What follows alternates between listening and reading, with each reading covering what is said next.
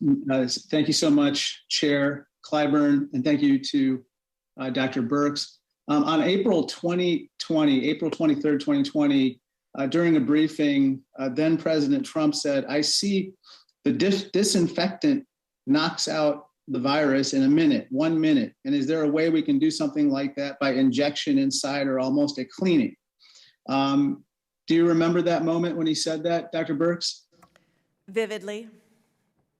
And I think to ABC, you said, regarding President Trump's statements about injecting disinfectant, you said, quote, "I just wanted it to be the twilight zone and all go away." I mean, I could just see everything unraveling in that moment. What do you mean by that? We had, I thought, developed pretty strong consensus throughout the White House that resulted in use of data and science to drive our response, resulting in the 15 days to slow the spread, the 30 days to slow the spread, and the carefully selected reopening criteria. And I could see in that moment, and again, he was speaking to the DHS scientists, and just to make clear how far this went off the rails, we had DHS scientists study disinfected versus sunlight so that children could get out to playgrounds. That was the sole reason that study was done, because most playgrounds were closed across the country. I wanted them open so children could be outside. I thought that was critically important. We knew that every parent knew what Lysol and Clorox was, and so we thought if we compared sunlight and its ability to inactivate the virus to disinfectant, mayors and parents would be confident about their children going out.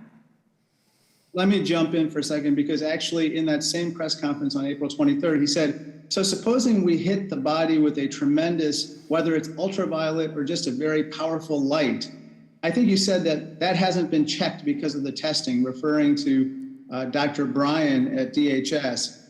And then I said, meaning Trump, "Supposing you brought the light inside the body, which you can do either through the skin or some other way," and I think you said you're going to test that too.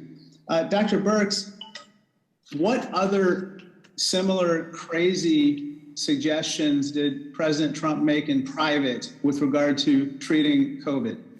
I just want to be clear, because I'm not sure it was crystal clear in that dialogue. The dialogue that you're presenting is the dialogue that was occurring between President Trump and the DHS scientist.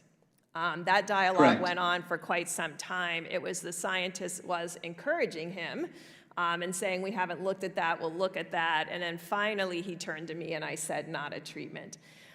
I think this illustrates clearly that people were communicating with the president dangerous ideas, whether it was hydroxychloroquine, whether it was hydroxychloroquine combined with azithromycin, which we know has an impact on the heart.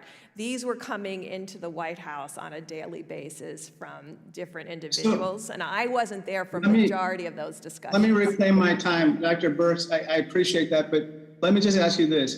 Did anyone besides you question these particular treatments within internal discussions? Well, I wasn't present when that Oval Office meeting occurred between Dr. Bryant and the president prior to that press conference. There was no physicians in that room at the time, and I don't know who was.